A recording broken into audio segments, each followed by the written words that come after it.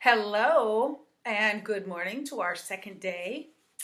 I'm going to start with announcements. My announcements are when you're doing all this stuff on your Chromebook, make sure you get up and take a brain break. You can dance, you can meditate, you can do some exercises. You can even see if you can get on Go Noodle because it's important not to just sit in front of a screen all day. Second announcement, it's really easy to make your own grid for practicing math facts. You just make your line. You make 11 lines this way.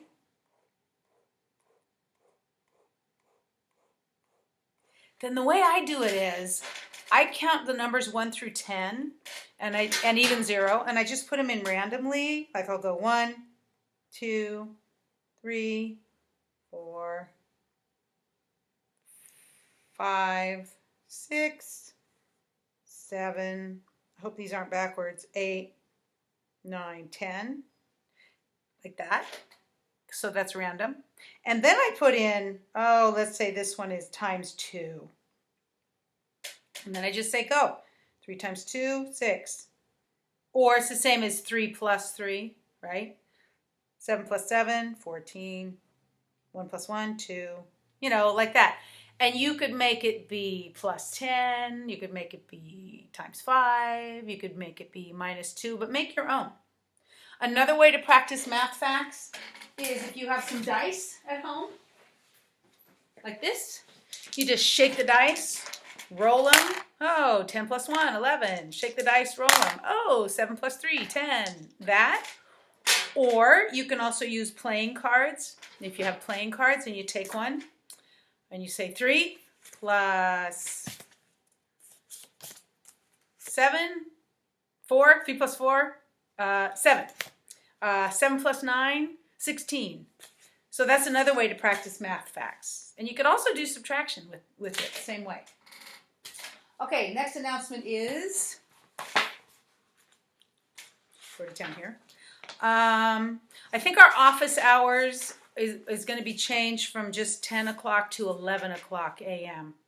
But even that might change because I also have school meetings I have to go to, and maybe Miss Alvarez is going to want to have the school meetings at the same time. So don't be surprised if it changes again. But for now, and starting Tuesday, office hours will be from 10 a.m. to 11 a.m. And I want to thank Chloe and Jaden and Alice and Judith and Lynn and Christian for all checking in at the meeting in case they had a question.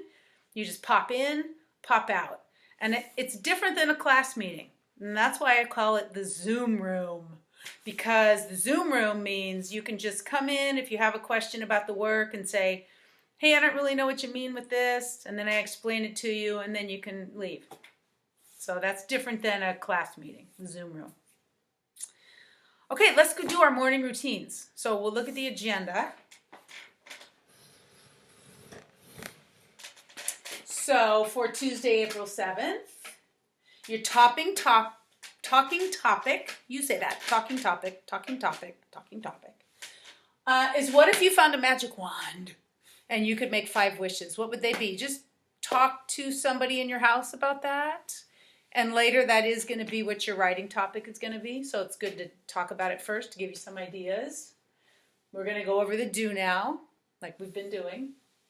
You are going to do some reading. For today, I'm going to read to you again.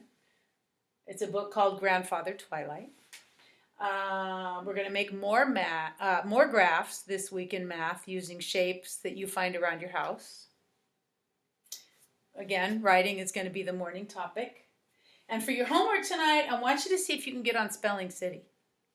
Also, if you need to know my username for Raz Kids, there it is. And this is a 0. It's not an O, it's a 0. Okay? So those are the announcements and the agenda for today. And I'll be right back to do your do now.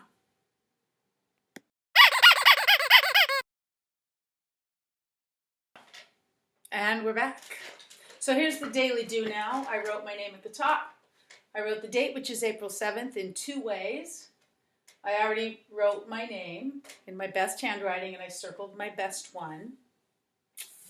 So now the next part is to do some math. It's adding and subtracting, sometimes with regrouping. So be careful about that. So let me see if I can show it to you this way. Sorry. Okay, so the first one, 14 plus 23. You always start with the ones. 4 plus 3 is 7. So I can just write the 7. And like I said, I always start with the big number because with adding, you can go up or down. 2 plus 1, 3. Okay? Now this one, 6 plus 9. I don't want to do that. I'm just going to do the 10s first. No, you can't do that. You must do the ones first. So I know that 9 plus 6 is 15. And remember, the 5 goes here. The 1 goes here, and do not forget about it. 5 plus 1, see, I didn't forget about it, is 6 plus 1 more is 7. 75, and I'm really making sure that all my numbers are staying in the right elevator. Now always look and see, ooh, these are subtraction now. I put some subtraction. Same thing. You always start with the ones and you always go from the top down. You can't switch it. So 8 plus 6, that's pretty easy, is 2. And 4 minus 2 is 2. Good. Now this one we haven't done too much, so don't get discouraged if you don't get it right away. We're going to work on it the rest of the year. So here we go. I'm going to say 2 minus 7. Ooh, that's really hard. I'm just going to do 7 minus 2. Wrong. You can't do it that way. You have to do 2 minus 7. And remember, this 2 is saying, the 7 says, give me 2. Give me 7. Give me 7. And the 2 says, I'm just a 2. So the 7 says, well, go get some more somewhere. The 2 says, okay. The 2 asks the 5, hey, can I borrow 1? Actually, it's 10. And the 5 is always going to say, sure, I'll give you 1. So if the 5 gives away 1, it's not a 5, it's a 4. Right? It used to be a 5. He gave 1 to the 2. So the 1 goes here. It's a tiny 1. Actually, it's not a 1, right? It's a 10. So now this number is 12. It still says 12. It's just, you could also do this if you want the numbers to be the same size. A lot of kids do that. Now you can do 12 minus 7 is, let's see, 7, 8, 9, 10, 11, 12 is 5. And now this is not a 5 anymore, remember, it's a 4. And 4 minus 1 is 3. Because some kids, they like to do it like this. Let me write this problem again. Minus 17. And they say, ooh, I don't want to do 2 minus 7. Let me do 5 minus 1 first. That's 4. Well, look, that's not going to give you the right answer, right? Because the 5 changed to a 4. So you have to start with the ones, and you have to go from the top down. Okay? So you work on those. You're going to have them all week. The next thing on the do now is you're going to finish writing the sentence, I don't have any. Because some kids say, I don't got no, which is okay if you're talking to your friends on the playground. But when you're in school, you have to say, I don't have any. So you're going to finish that sentence 4 times. And I already did it. And here are all the things I don't have. And I underlined have because I'm making sure you're saying I don't have instead of I don't got or I don't got no. So I don't have any skates. I really don't. I used to. I don't have any time. I don't have any Play-Doh, but I could probably make some. And I don't have any horses. Who does? Okay, so those are your 4. Make sure you start with the capital I and make sure you end with the period. If it's something you feel strongly about, you can put an exclamation point. That's good too. And on the daily do now, the daily doodle, it says to draw a robot that would do anything you told it to do. And here's mine. And you can see my robot is dusting. That's a dusting thing. And vacuuming because it says dirt sucker. So it's getting all the dirt off the floor. Now, how did I know how to draw a robot like that? Well, guess what? I went to the internet and I Googled cartoon robots and I just copied one. And you could do that too. It was super easy. Okay? So that's my daily doodle of a robot doing what I tell it to do. And also you should be chatting about if you found a magic wand, that thing. So that's how you do the do now for today. And I'll be right back with the math lesson.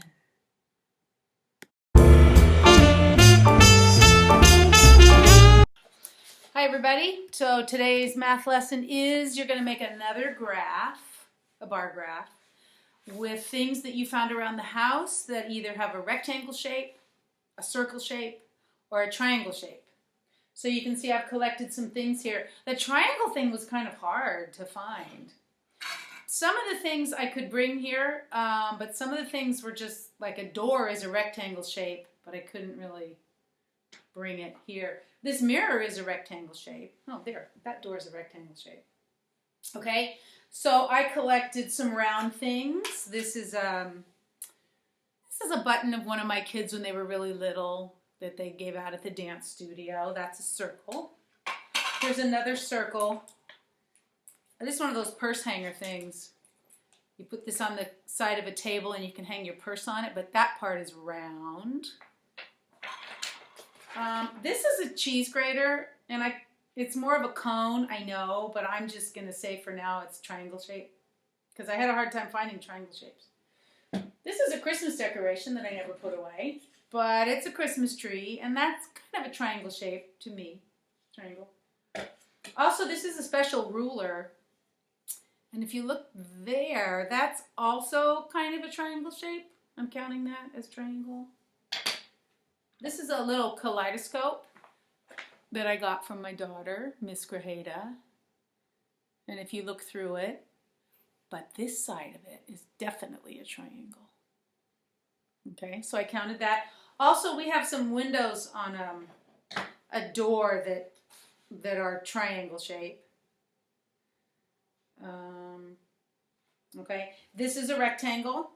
This is where I get those numbers for the blackboard. I punch them out of here. They're magnetic, but that shape is a rectangle because it's got 4 corners to it. It's a 4-sided shape. An electrical outlet, you know, where you plug stuff in. I'm painting this room, so I happen to have this off the wall, but that's a rectangle. It's got 4 sides and 4 straight corners. This is a circle. It's some just tape. It's kind of a tape. Here's another rectangle. It's a music box, but it doesn't work anymore. Oh, no, it does.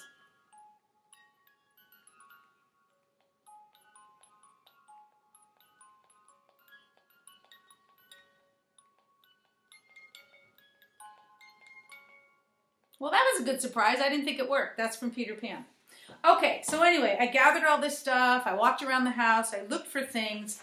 And then I made this shape's bar graph. Now, yesterday I taught you how to make a bar graph, so it's the same thing. But today I thought I would use colored pencils. And I also wrote the name of the object in there. So it says, the green ones from the bottom, the rectangle shapes, it says door, window, electrical outlet, a card, you know, like a playing card, that little music box, those numbers, the refrigerator, that's a big rectangle. And the agenda board in here is a rectangle, okay? Then for circles, I said that button with my daughter on it, the tape, the purse holder, the doorknob, oh, mouse ears, circle shape, and the light in this room happens to be a round circle. And then for triangle was the grater, that silver thing that I do the cheese with. That window that I told you about, the tree, and the side of that ruler. Also the kaleidoscope. But I'm just going to go with this graph that I'm looking at right now to say my statements, and here they are. Statement number 1. There are 2 more rectangles than circles. Because if you look at the graph, and you see rectangles up at 8, and circles at 6, then you subtract, and 8 minus 6 is 2. That's how I got that. Okay, my second statement says there are 18 shapes in all. And that's true. You can either count, or you could add 8 plus 6 plus 4, and you should get 13. I mean 18. 18 shapes in all. And there are 4 less triangles than rectangles. So I know there's 8 triangles and there's 8 rectangles, sorry. 8 rectangles and 4 triangles, and 8 minus 4 is 4. So you can do the same thing around your house. That's a fun one. Okay, so that's it for the math. And when I come back, I'm going to read you a story. Okay? See you in a bit. Bye. Hello, welcome back. Today's story is called Grandfather Twilight. And this was a book I used to read to my kids, because all my books are at school, so I had to find books around the house. So I'm going to do a picture walk first, and I look at the cover, and I think, okay, looks like it's about an older man with a dog. And I guess he's a grandfather, because it says Grandfather Twilight. You know when twilight is, right? It's right when the sun goes down, and it's just starting to get dark. You can still see things, but you can't see the sun. So that's twilight. It's when nighttime starts. So I see, looking at the pages, looks like he's, here's his front door. And here's where he's sitting reading, but I'm noticing it's like inside the forest. So I'm wondering if this might be a fantasy. Oh, he has a cat. And it looks like he's got a chest full of, looks like pearls. Kind of cool. And he's got one. And he's going to go for a walk, it looks like, with his dog. But look how he's kind of, like this. I think it looks like a dream or something. Ooh, really looks like a dream. I don't think this really happens to people, so I'm pretty sure it's a fantasy. But he's still got this, wait a minute, it's so much bigger now in his hand. Now they're at the ocean. Oh my gosh. I think this book is trying to say that that's where the moon comes every night. And then he goes home. He's got his bathrobe on. And he goes to bed. I really like his blanket. Okay, so now we're going to go back and read it. So the questions I was wondering was, wow, what kind of a book is this? And I do think it's a fantasy. So now I'm going to read it to you. And remember, when you do your own reading, you read a book that's at your level. I just wanted to read short books to show you how to do it. Okay, here we go. Here's the story. Grandfather Twilight lives among the trees. He sure does. When day is done, he closes his book, he combs his beard, and he puts on his jacket. Next, he opens a wooden chest, that's what a chest is, like a treasure chest, that is filled with an endless strand of pearls. Endless, that's like infinity, endless. He lifts the strand, takes one pearl from it, and closes the chest again. Then, holding the pearl in his hand, Grandfather Twilight goes for a walk.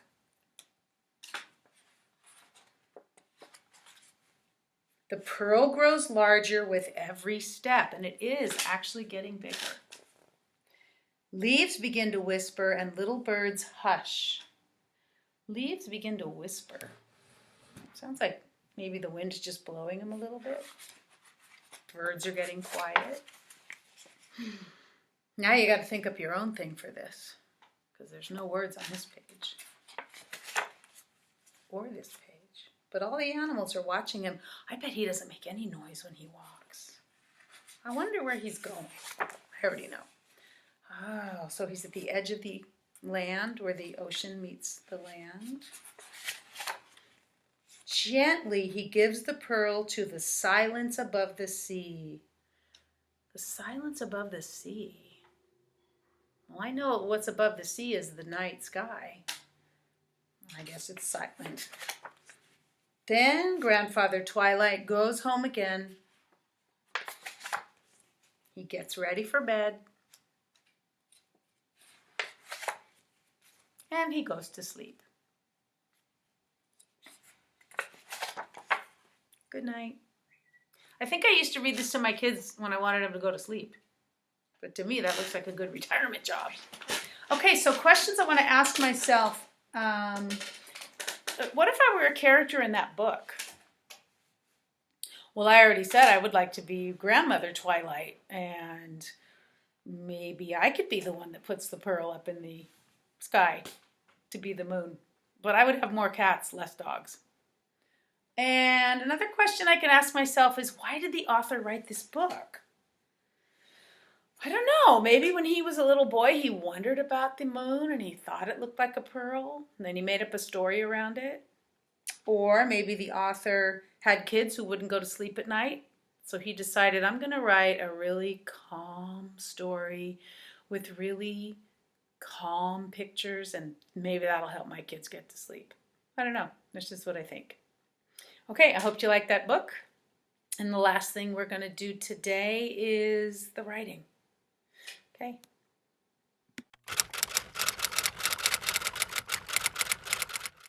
Time to do some writing. And the good thing about this is I don't care about spelling. I just want you to get your ideas down and try to make sentences. You know, you have to do capitals and periods. But I also think you can actually say to your Chromebook, how do you spell, everybody? I think there's a way to do that. So if you really want to spell the words right, then you go ahead and do that.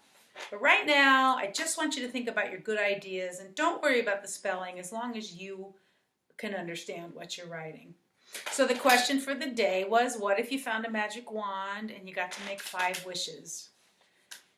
I did think about this for a long time, but because I don't want this video to be too long, I'm going to show you what my graphic organizer looks like. It looks like this, like the one we've been using. You can also just make a list. You could have said magic wand at the top and then do 1, 2, 3, 4, 5 and say what your 5 wishes would be. But mine started with, okay, I wish I could get rid of the virus so we could, once you say what your wish is, when you get to the writing part, I want you to say why you wished it, okay? The reason for it. But first I'm just going to say what my wishes were because they were coming so quickly and I had to hurry and write them down before I forgot. So I wish there was no virus. I wish everybody had enough food. I wish everybody had a home. And then I wished a couple of things for myself, like I wish I could do a cartwheel. And I wish I had cherry trees planted in my front yard, which I guess is something I could do, but I want them to be full grown right now with cherries all over them. That's a wish. Okay? So then when I went to write my paragraph, I just kept this close to me, and I'm just going to read it to you today. It's about this long. It's a little bit long, but, yours could be about half as long, and that'd be good too. And if you can only think of 3 wishes, that's okay too. But I did make a title, My 5 Wishes, and I made sure that I capitalized the first letter in each word, and I underlined it. Okay, so I'm just going to read it to you. If I found a magic wand, I would wish for the virus to end so everybody could go back to school. That's my first thought, period at the end. I would also wish that everyone in the world had a place to live and enough food to eat so everyone would be healthy and safe. That's the end of my second wish. I put a period at the end of that sentence. I would wish that I could do a cartwheel. Maybe even 3 in a row because they look like they are so fun to do. See, that's my reason. And I put 2 exclamation points there because I really wish I could do cartwheels. And finally, I kind of combined that wishing people would have enough food and a place to live. So there are 5 wishes in there. And finally, I would wish I had cherry trees in my yard so I could make cherry pies, and because they are so pretty in the spring. That's my 5th idea, and I put a period at the end of that thought. And then I have to kind of end it so people know that it's over. And that's what I would do if I had a magic wand. Okay? Okay, use your best handwriting, but get all your ideas down. All right, so that's it for today. And I'll see you again tomorrow. And don't forget, your homework tonight is to see if you can get on GoNoodle and extra math. All right. See you on Wednesday. Bye.